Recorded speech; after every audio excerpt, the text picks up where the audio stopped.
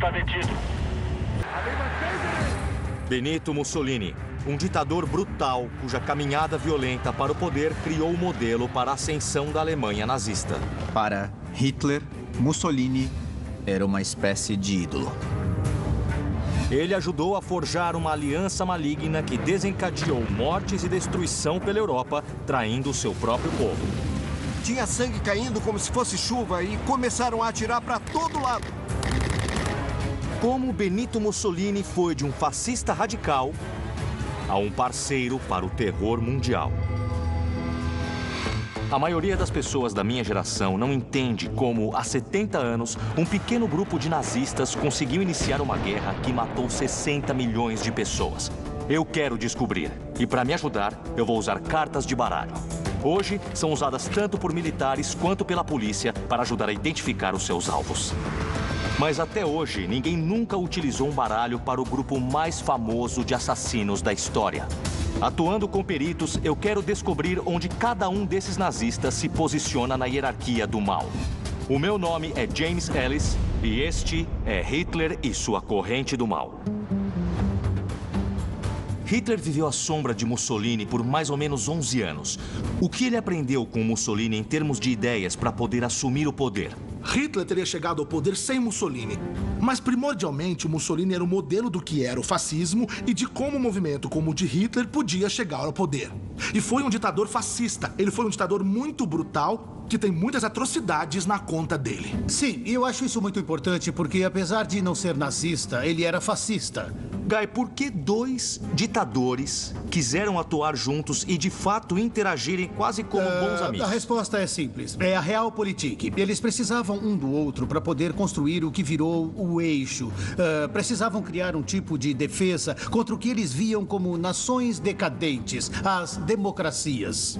Quando dois machos alfa se encontram, mesmo em parceria, inevitavelmente vai ter algum conflito. E uma pergunta bem interessante é, quem de fato comandava? Considerando que ele não era um nazista, como nós avaliamos a importância dele para esse período da história? Para isso é preciso ir para a Itália.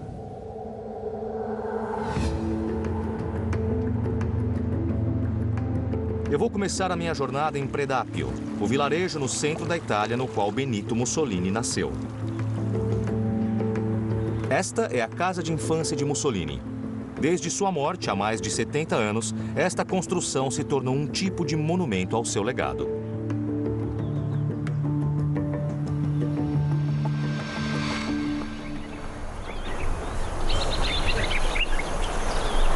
Tchau. Buongiorno. Bom dia. Buongiorno. Bom dia. Buongiorno, bom dia. Eu não consegui não notar vocês fazendo a saudação fascista. É verdade. Nós fizemos mesmo. Nós não somos fascistas. Não. O que vocês acham do Mussolini? Para nós foi bom. Ele fez o melhor possível. Por quê? Explique. Por quê? Por quê? Por que você não gosta dele? Diga-me você o porquê. Explica primeiro por que você não gosta do Mussolini. Por quê? Bom, porque ele foi um ditador fascista que arrastou esse país para a Segunda Guerra Mundial. Nós fomos forçados, de certo modo. Então vocês acreditam que ele foi forçado a se aliar com o Hitler? Não, foi uma questão de forças se inverterem. Começaram iguais, aí Hitler disse, sou eu que mando. Se você não concordar, vai se arrepender, assim como a Polônia, certo? Tá bem difícil de engolir o que acabou de acontecer. A gente está na frente da casa em que Mussolini nasceu e alguns homens abertamente fizeram a saudação fascista. E aí, quando eu fui falar com eles sobre isso, eles expressaram admiração pelo Mussolini. Em vez de renegá-lo, a cidade natal de Mussolini se tornou um tipo de santuário para sua memória. As pessoas sempre pensam em memória como uma câmera de vídeo, com uma representação passo a passo exata de todos os eventos passados, mas não é assim que a memória funciona. As pessoas têm a tendência de mudar as memórias para adaptá-las à narrativa que elas querem contar. E tem gente por aqui que até fatura sobre memórias alteradas sobre Mussolini. Você recebe muita gente que vem comprar esse tipo de coisa? Sim. Ah, recebe? Essas pessoas são só turistas na região ou elas são apoiadoras de Mussolini? Eu não posso perguntar nada pra ela? Não. Obrigado. Bom, eu comprei alguns itens. Primeiro, uma camiseta com o rosto do Mussolini. Aqui, eu peguei um macarrão no formato da cabeça do Mussolini. E por último, eu consegui comprar isto. Uma abraçadeira com a suástica. Uma partezinha de mim até entende por que essa loja existe, mas é bem perturbador ver que eles vendem esses produtos nazistas neste lugar.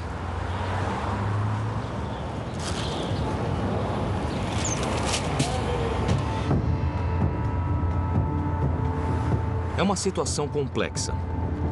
Para entender como chegamos aqui, é preciso voltar à Itália do fim da Primeira Guerra Mundial. A Itália saiu da guerra vitoriosa, mas o Tratado de Versalhes não deu ao país os territórios que achava que merecia, deixando muitos italianos se sentindo traídos e irritados. Além dessa amargura, a economia italiana estava indo mal. O desemprego era alto e as greves constantes. Entra em cena Benito Mussolini. Veterano de guerra, Mussolini começou a atrair seguidores com sua crença de que a força bruta era o único caminho para recuperar a glória que a Itália merecia.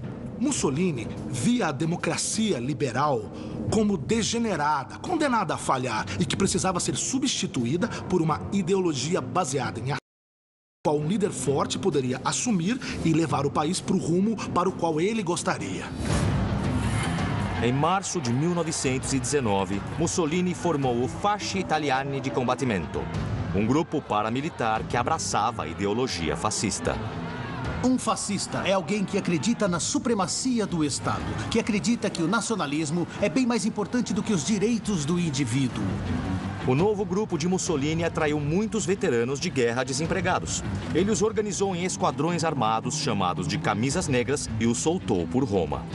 Bom, os camisas negras praticavam violência nas ruas e atacavam propriedades e jornais dos socialistas e de outros oponentes políticos. Os camisas negras de Mussolini logo cresceram para mais de 150 mil pessoas. Em 1921, o rei italiano Vittor Emanuele III dissolveu o parlamento em meio a crescente violência e caos. Como parte dos blocos antissocialistas nacionais, a Aliança de Combate de Mussolini ganhou 35 assentos nas eleições seguintes, abrindo caminho para mudanças na liderança. Em 1922, Mussolini liderou uma famosa marcha por Roma, em uma tentativa de realmente tomar o poder. Esqueça fazer isso democraticamente. Vamos marchar por Roma e resolver a questão. Quando os fascistas marcharam por Roma, o rei da Itália, em uma tentativa de manter a ordem e evitar declarar a lei marcial, acabou dissolvendo o governo e pediu que Mussolini formasse um novo governo, o que acabou permitindo que o próprio Mussolini tomasse o poder. Bom, tinha alguém observando e vendo aquilo como um tipo de modelo para ele próprio tomar o poder. E esse, claro, era Adolf Hitler. A ideia de que Mussolini tinha criado uma nova Roma, que tinha feito algo novo, de uma ordem democrática que Hitler também via como degenerada e decadente, impressionou demais Hitler. Aveva Cesare, Virgilio ed Augusto. Quando Hitler visitou Roma, em maio de 1938, Mussolini o recebeu com um enorme espetáculo. Christian, você está me levando para a estação de trem Roma-Ostiense?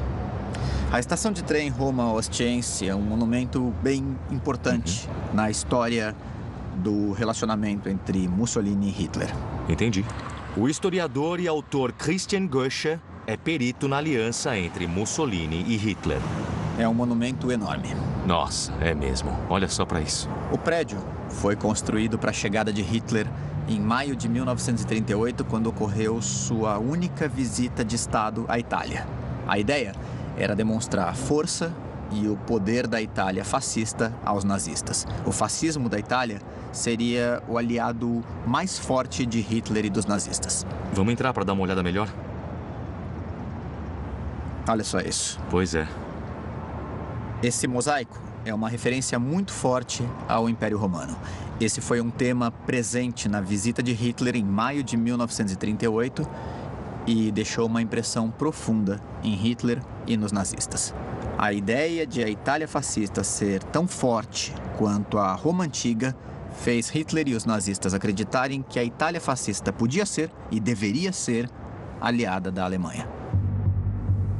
Era uma aliança que fazia muito sentido quando olhamos as metas de Hitler e Mussolini como líderes e os objetivos do fascismo e do nazismo como movimentos. Mussolini precisava de Hitler, já que a Itália fascista estava ficando meio isolada internacionalmente. Para Hitler, não sobravam muitas opções entre as potências europeias para uma aliança militar. Vamos dar uma olhada aqui.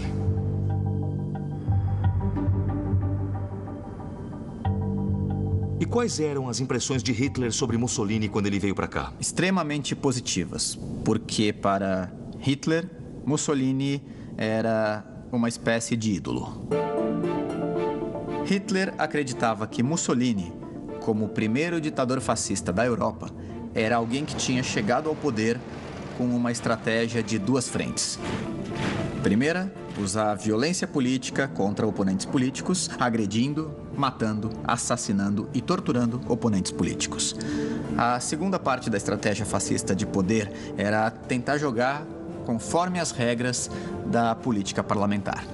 Então quer dizer que Mussolini tinha criado um manual de como chegar ao poder, que usava a violência política quando era necessário, mas eles também jogavam conforme as regras. Então foi esse modelo fascista para chegar ao poder que inspirou bastante a ascensão nazista ao poder, que facilitou a chegada nazista ao poder. A aliança entre Mussolini e Hitler traria consequências devastadoras para todo mundo e mudaria as feições da Itália para sempre. Aqui você vê 9 colunas, porque 9 é o número de letras do sobrenome Mussolini. Nossa, ainda dá para ver o nome dele.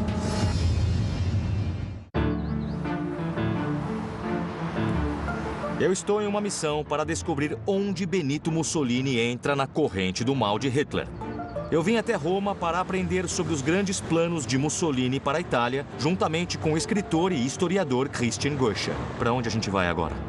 Eu tô te levando agora para o chamado Palácio da Civilização Romana. A construção é um dos legados arquitetônicos mais famosos do fascismo italiano. Nossa, é uma construção bem imponente, mas quando eu olho eu me sinto um pouco olhando para uma versão quadrada do Coliseu.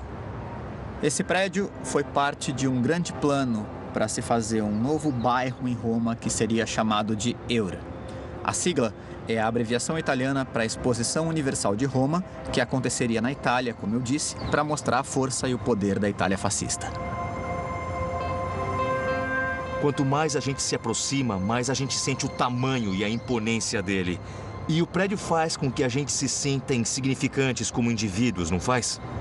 O impressionante na arquitetura desse prédio é que ele tem 9 colunas, porque 9 é o número de letras do sobrenome Mussolini. E 6 colunas, porque 6 é o número de letras do primeiro nome de Mussolini. Então meio que sutilmente assinaram o nome do Mussolini aqui nesse prédio. Olha, pode até ser uma lenda urbana, mas muitos estudiosos já falaram disso. E o que diz a inscrição lá em cima? É uma citação de Mussolini que celebra a Itália, no caso como um povo de poetas, artistas e heróis. Não só havia um grande poderio militar, como poderio artístico, cultural e intelectual também. A mensagem desse palácio reforça a noção de que a Itália fascista seguiu as pegadas da Roma Antiga. Tanto Mussolini quanto Hitler se apoiavam em um passado histórico ou mítico, uma época de suposta grandeza da civilização. Para Hitler, era um passado mítico alemão e a ideia de uma civilização ariana que era superior a todas as outras. Para Mussolini, era claramente o Império Romano. O alinhamento às glórias da Roma Antiga permitia que Mussolini abastecesse o culto à personalidade que se espalhava pela Itália. O culto à personalidade ocorre quando um país usa mídias de massa, propaganda, manifestações e publicidade para tentar criar uma imagem divina, quase superpoderosa e onipotente de um líder.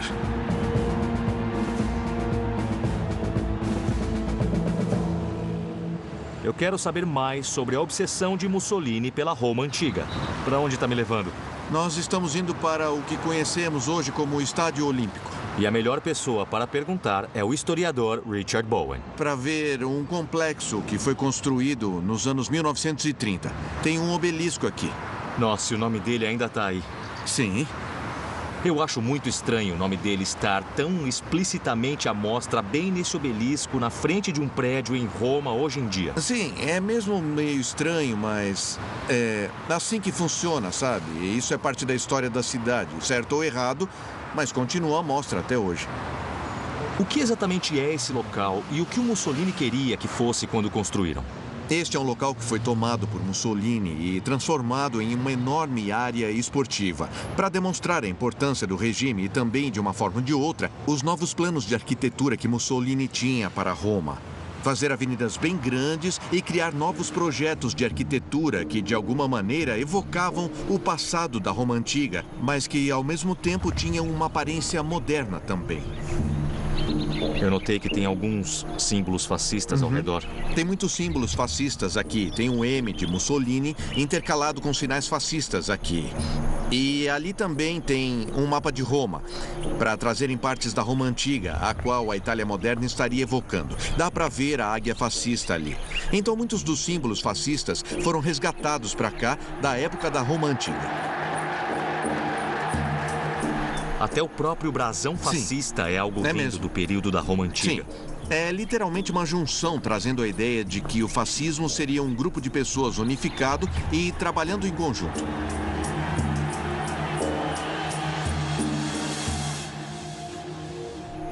O que o Mussolini esperava conseguir com todo esse simbolismo fascista? Bom, um senso maior de unidade e a ideia de um Estado-nação. Mussolini havia herdado uma nação que ainda tinha uma aparência muito regionalizada. Eu diria até que hoje partes da Itália ainda são mais regionalizadas do que nacionalistas. Então, uma forma de ele poder tentar criar essa ideia de um Estado-nação era usando muito desse simbolismo antigo.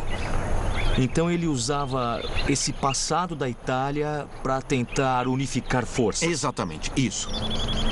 Eu acho incrível que milhares de pessoas venham para cá para assistir jogos de futebol e também outros grandes eventos esportivos e caminhem por cima de todas essas imagens fascistas que o Mussolini colocou aqui. Os planos de Mussolini para criar um novo Império Romano eram extremamente ambiciosos. Mas logo ele levaria o país para o caos.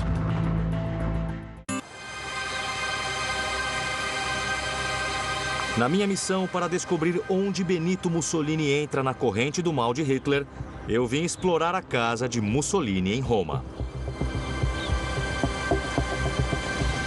Estamos saindo do térreo e indo para debaixo da casa? Isso, a gente está indo pro porão da casa. E esse abrigo foi construído para o próprio Mussolini. Francesca Paino é uma guia da organização Roma Subterrânea. Esse aqui era um abrigo antiaéreo, que foi preparado em 1941. Caramba! Este cômodo fica bem abaixo da sala de dança da casa principal. E por que ele mandou construir esse abrigo? Porque o Mussolini e a família dele moravam aqui na Vila Torlonia, lá na residência principal chamada Casino Nobile. Este abrigo subterrâneo foi projetado para permitir que Mussolini continuasse governando de Roma após a guerra explodir na Europa.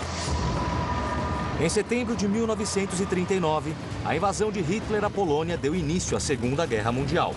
Poucos meses antes, Hitler e Mussolini haviam assinado o Pacto de Aço, um acordo mútuo para apoiarem um ao outro em tempos de conflito. A guerra tinha começado, mas quem iria participar? De acordo com o Pacto de Aço, Mussolini. E o que ele fez? Nada.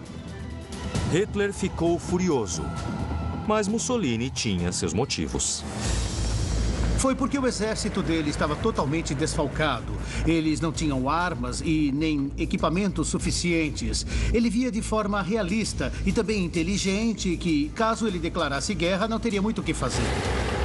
Porém, com menos de um ano de guerra, os exércitos de Hitler estavam varrendo a Europa E Mussolini reconsiderou sua decisão de se abster.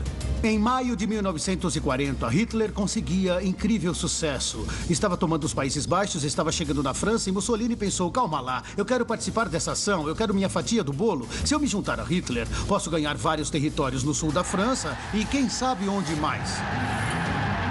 L'ora delle decisioni irrevocabili. Mas logo ficou claro que Mussolini não se mostraria um aliado eficiente para Hitler. Forças italianas fracassaram enormemente no norte e leste da África e na Grécia. Repetidamente, os exércitos de Hitler eram chamados para socorrer as forças cambaleantes de Mussolini.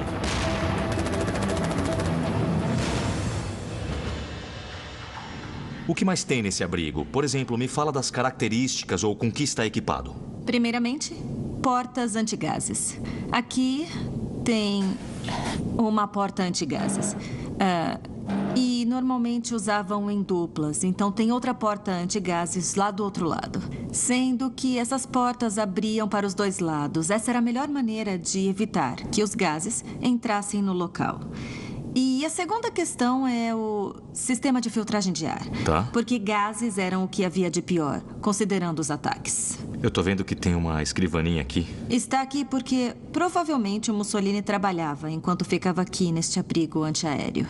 Ah, então era para ele continuar trabalhando. Se ele estivesse fazendo alguma coisa lá na residência, ele podia trazer para cá e continuar.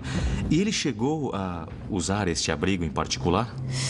Bom, este abrigo foi construído em 1941 e o primeiro ataque aéreo em Roma foi em 1943. Então, podemos dizer que ele não usava durante os ataques aéreos, mas provavelmente usava quando havia alarmes. Aqueles que não terminavam com ataques aéreos sobre a cidade de Roma. Ah, então quando os alarmes soavam, ele devia descer lá do andar principal. Exatamente. E se abrigar aqui, antevendo o caso de aviões aliados aparecerem sobre Roma e começarem a soltar bombas. Tem algum significado para o horário marcado neste relógio? O relógio marca 11h13, que é o exato momento do primeiro ataque aéreo sobre a cidade de Roma, em 19 de julho de 1943. E isso aqui é para lembrar o horário, porque aquilo foi um momento terrível para a cidade de Roma. Quanto mais bombas dos aliados caíam sobre a capital, mais Mussolini se esforçava para manter o poder. Estava bem mais difícil para Mussolini controlar o país, o território dele, do que para o Hitler. E qual era a razão? Ocorre que a Itália sempre tinha sido um país muito bem dividido. Não fazia muito tempo que eles existiam como um país. E até hoje, na Itália, há amplas diferenças entre o norte e o sul. Eles quase se consideram como nações distintas. Para Mussolini, tentar manter todos juntos, enquanto também tentava lutar guerras na África e nos Balcãs, era uma situação incrivelmente difícil. Em 1943, as forças do eixo estavam perdendo o controle da guerra. Os aliados iam super bem no norte da África, os italianos e os alemães recuavam e também começavam os desembarques dos aliados na Sicília. The invasion of Sicily. 2,000 ships bringing great armies of battle-hardened British, Americans and Canadians.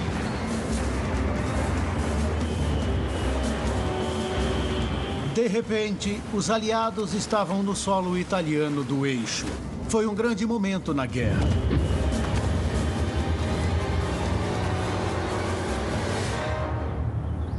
Com os aliados se aproximando, o abrigo de Mussolini foi levado para um subterrâneo mais profundo.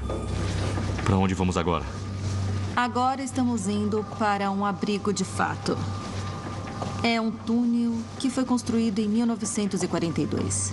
Realmente é bem mais profundo. Isso. Nós estamos a cerca de 6 metros abaixo do térreo da residência. 6 metros abaixo? É isso mesmo. Este abrigo foi feito a partir deste túnel. Então, dá pra ver que tem umas coisas faltando. As portas, elas não existem. Não existe sistema de filtração de ar neste abrigo. E estes cômodos aqui, nos dois lados, nós não sabemos para que foram usados, porque este abrigo está inacabado. Nunca foi finalizado.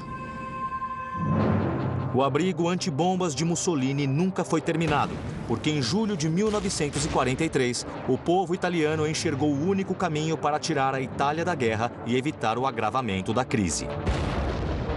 Em 1943, Mussolini foi retirado do poder pelo rei italiano. Ainda havia um controle sobre o poder ditatorial dele. Não funcionava assim na Alemanha. E foi uma das razões pelas quais Hitler ficou no poder até o dia em que morreu. Aí, Mussolini, em 1943, depois de basicamente 2 décadas no poder, ouviu do rei: "Nós nos cansamos de você, o povo se cansou de você, é hora de você partir." Novamente, Hitler precisou ir ao resgate de Mussolini. Apesar de Hitler basicamente considerar Mussolini quase que como eu diria, tolo, ele ainda nutria uma lealdade ao seu ex-companheiro fascista, entende? Mussolini foi encarcerado em um hotel sobre uma montanha e ocorreu uma missão de resgate bastante ousada, realizada pela SS, que resgatou Mussolini e o retirou da montanha em uma pequena aeronave. German pilots feed Mussolini to Hitler's secret headquarters. And a discarded Duce greets the man who gave him the kiss of death. Foi uma grande ação, para os alemães mostrarem que conseguiam resgatar Mussolini bem debaixo dos narizes italianos. Foi uma grande ação do Hitler e o mundo ficou uau. Mas no fim, isso não mudou nada. It was rumored that Mussolini was dead, but these pictures show him as still too much alive.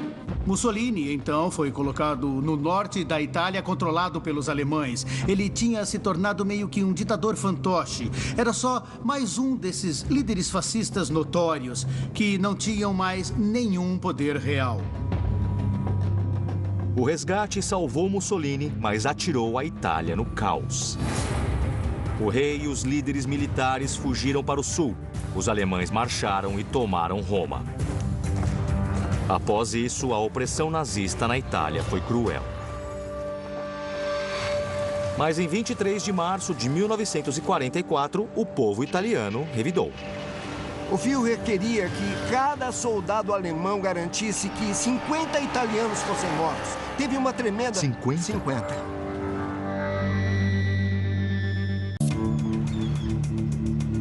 A minha jornada para descobrir onde Benito Mussolini se encaixa na corrente do mal de Hitler me trouxe até essa estreita rua de Roma. Foi aqui nesta rua que... Para me encontrar com Mino Carbone, um perito na história da resistência italiana. Em setembro de 1943, os nazistas haviam iniciado uma ocupação opressiva de Roma. Foi uma ocupação nazista bem brutal. Foi muito brutal. Toque de recolher, era impossível conseguir alimento, tinha comércio ilegal.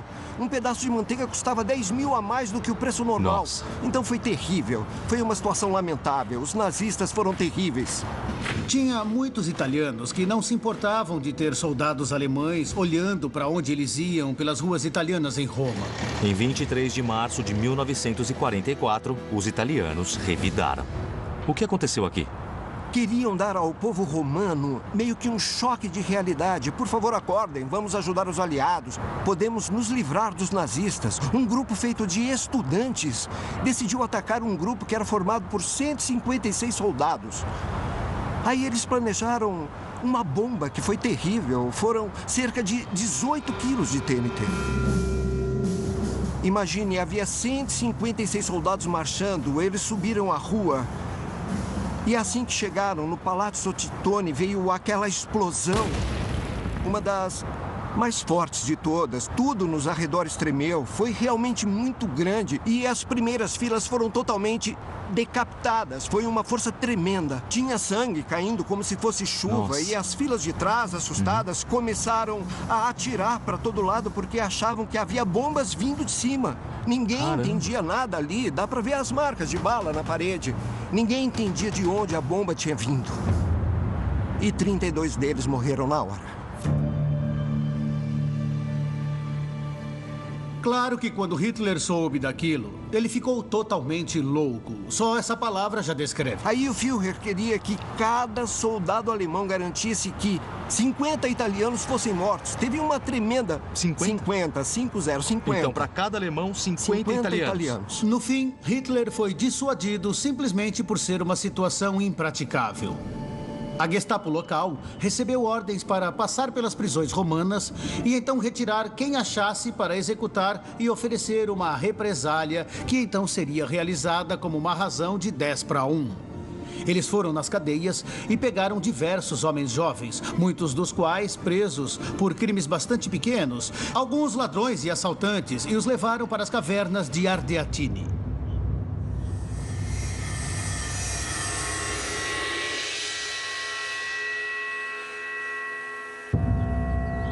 Eu vim para as cavernas de Ardeatine, nos arredores da cidade, para conhecer a sequência da história. Olá, Coronel. Bom dia. James. Sim, é um prazer. Prazer é meu. O Tenente-Coronel Francesco Sardoni é o diretor deste memorial. Eu sei que aqui foi o lugar de um massacre brutal. O que exatamente aconteceu aqui?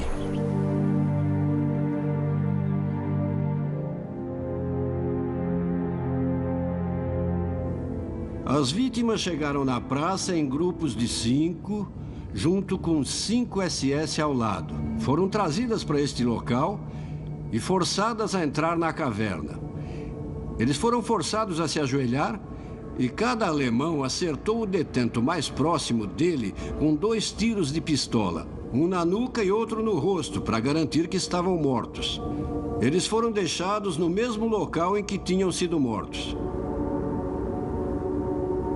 A situação chegou ao ponto de os detentos seguintes, que foram levados para dentro, se depararem com uma pilha de cadáveres, todos amontoados um em cima do outro.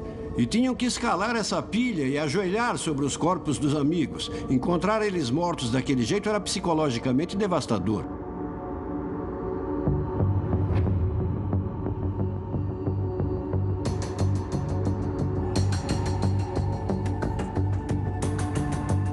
Como as pessoas ficaram sabendo do que aconteceu aqui? Acontece que era importante para os alemães que esses corpos nunca fossem achados. Então eles detonaram com dinamite todo este local onde estamos. Assim, eles sabiam que seria difícil encontrar os corpos posteriormente. Mas não levaram em consideração que esta região na época era cheia de pastores.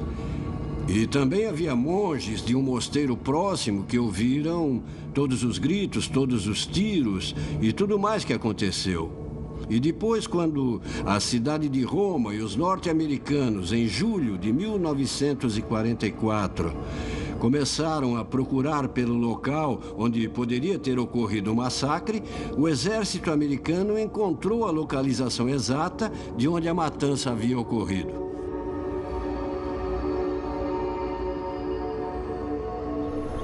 Como as pessoas reagiram? Foi uma coisa horrenda saber sobre o massacre e digerir tudo aquilo. O povo italiano desejava de maneira bem forte, especialmente as famílias das vítimas, desejavam muito que se construísse neste local um memorial em homenagem às 335 pessoas que foram assassinadas aqui. O povo de Roma vê como um símbolo da resistência naquela época, um símbolo daquele grito por liberdade.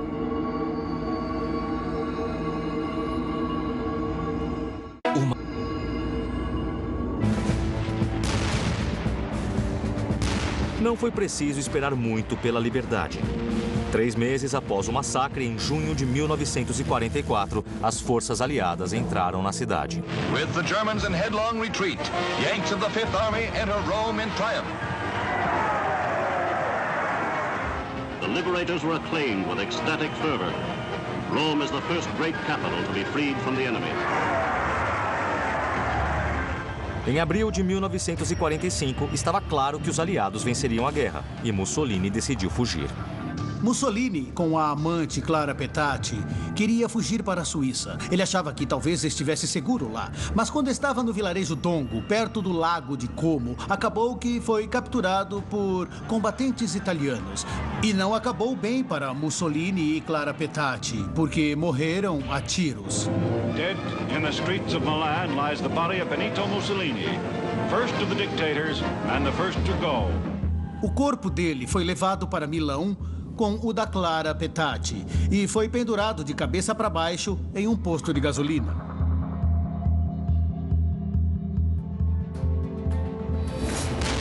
2 dias após Mussolini ser morto, Hitler cometeu suicídio. Na semana seguinte, a Alemanha se rendeu.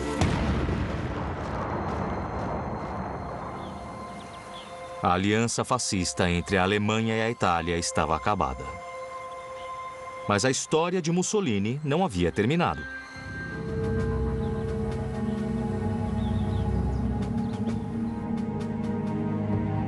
Meu Deus, isso é muito medonho.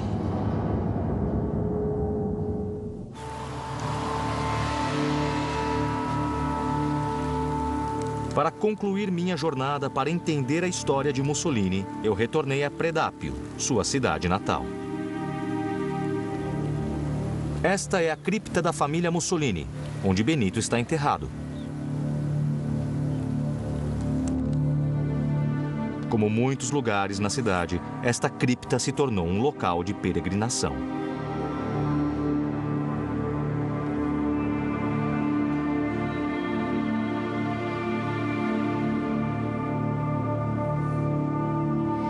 Este lugar é considerado tão sagrado que não é permitido falar alto aqui dentro.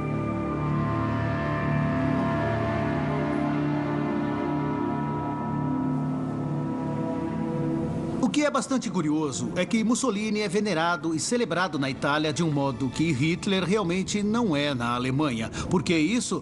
Bom, eu não creio que seja porque o legado de Mussolini tenha sido benéfico de alguma forma. Eu acho que é porque a Itália jamais teve que fazer a mesma autocrítica e nem reconhecer os excessos e a brutalidade do fascismo da mesma forma que a Alemanha. A quase completa aceitação da sociedade alemã ao nazismo e a consequente redenção e entrega incondicional a forçou a reconhecer o que tinha ocorrido e do que as pessoas foram cúmplices. Esse processo não ocorreu na Itália. Meu Deus, isso tudo é muito medonho.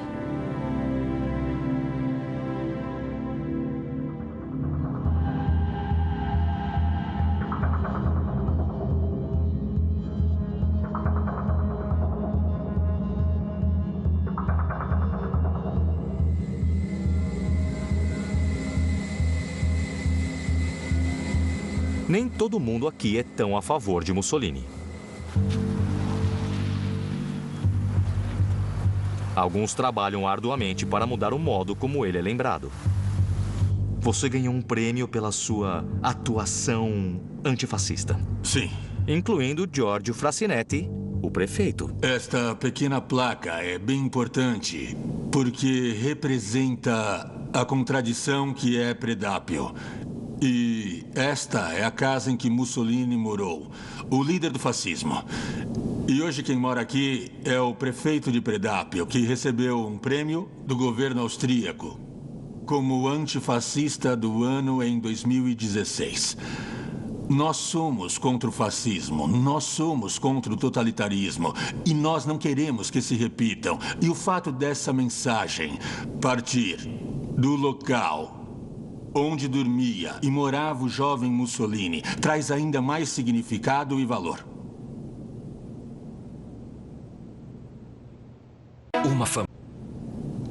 Este aqui é um local muito importante para Predápio.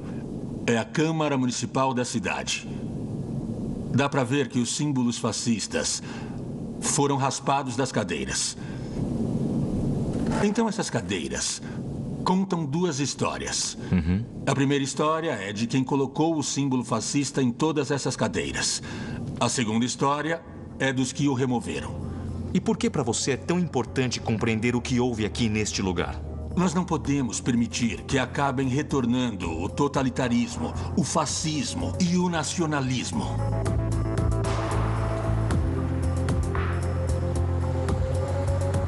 A minha jornada pela Itália de fato abriu meus olhos para o legado de Mussolini. Agora está na hora de decidirmos onde ele se encaixa em Hitler e sua corrente do mal. A minha missão na Itália me trouxe uma nova visão sobre a ascensão da aliança fascista entre Mussolini e Hitler. Também revelou como Mussolini entusiasticamente se uniu a Hitler na guerra e causou destruição massiva pela Europa. Agora, usando o nosso sistema especial de baralho, eu quero saber a posição de Benito Mussolini em Hitler e sua corrente do mal. O lugar que eu visitei que causou maior impacto sobre mim foi Predápio, que é a cidade natal do Mussolini. Lá existe o que eu só consigo descrever como um comércio de turismo fascista. Anthony, por que Mussolini é reverenciado por tantos italianos ainda hoje? Parte disso tem a ver com o mito persistente do italiano fascista bom e do nazista mau. O mito de que Mussolini fez coisas boas e que as coisas ruins que ele fez foram ações forçadas por Hitler. Tem gente na Itália que ainda cita questões como Mussolini supostamente acabando com a máfia em certos territórios, ou aquela coisa de fazer os trens chegarem no horário. E é essa fumaça nostálgica que costuma mascarar a realidade da ditadura fascista cruel. Eu concordo, Anthony. Honestamente, é bem perturbador o Mussolini ainda ser venerado na Itália hoje. Acho que isso diz muito sobre a natureza fragmentada da política italiana e da sociedade italiana. E nós pensamos na Itália como um país sólido, com um formato de bota. Mas, na verdade, o Norte e o Sul são quase países totalmente distintos. E acho que o que Mussolini representa para muitos italianos é um tipo de união dessa nação perturbada. Ele governou com mão bem firme e os manteve unidos por um longo período. Além disso, é bem curioso os restos do Mussolini estarem em uma tumba em uma cripta familiar pomposa, sendo que os do Hitler foram descartados sem a menor cerimônia. Mussolini pode ter se beneficiado por estar à sombra de Hitler, entende? À sombra das atrocidades de Hitler. Comparado com as coisas terríveis que Hitler fez, Mussolini pode até parecer nem tão mal assim. E não sei, caso Hitler não existisse, se Mussolini não seria ainda mais reverenciado naquela época e ainda hoje. Ele elevou o fascismo a altos níveis na Europa por meio de um regime brutal e assassino. Considerando isso e sua aliança com Hitler, Mussolini está mais do que dentro do círculo do mal nazista. Agora o que eu quero fazer é chegar a uma conclusão sobre onde nós achamos que Mussolini entra na corrente do mal nazista. Ou se por não ser um nazista, será que de fato ele merece estar presente aqui? Gaio, o que você acha? Você está certo, claro. Ele não era oficialmente nazista e, portanto, não necessariamente entraria no baralho. Mas, então, vamos aos fatos. Ele foi um grande líder fascista. Ele cometeu atrocidades enormes, matou oponentes políticos, usou gás venenoso e massacrou vilarejos inteiros para poder promover uma ideologia racial distorcida. Ele tem que ficar no alto. Eu o coloco como o quinto. Anthony. Gaia, aceito o raciocínio, mas não aceito a conclusão. O Mussolini foi essencial para a história do fascismo. Mas se formos falar em termos de influência no regime nazista, bom, Hitler teria chegado ao poder sem Mussolini. O Holocausto ocorreria sem Mussolini. Hitler começou a Segunda Guerra sem Mussolini. Contudo, Mussolini ofereceu um modelo fascista de tomada do poder e a Aliança Internacional Fascista foi bastante importante para mim. Eu acho que é o número 29. Eu concordo muito com o Anthony. Acho que se formos ranqueá-lo em uma corrente do mal geral, eu poria bem para cima. Talvez que nem o Guy. Mas em termos da posição na corrente do mal de Hitler, ele não me parece uma figura essencial para o regime. Eu vou para um lado parecido. Para mim, ele é o 30. Interessante, vocês dois estão em sintonia aqui, mas, Guy, a sua opinião é bem diferente. Eu creio que ele deva ser lembrado pelo que ele foi. Um ditador fascista brutal e um dos principais incentivadores de Hitler. Com base nisso, eu digo que ele fica com o número 15. Ele é o valete de ouros. Eu enxergo Benito Mussolini como alguém que foi claramente um modelo e uma grande inspiração para Hitler. Ele firmou uma aliança com Hitler que levou o seu país para a Segunda Guerra Mundial e causou sofrimento ao povo italiano. Apesar de não ter sido um nazista, ele merece um lugar em Hitler e sua corrente do mal. Perto do fim da minha visita a Wewelsburg,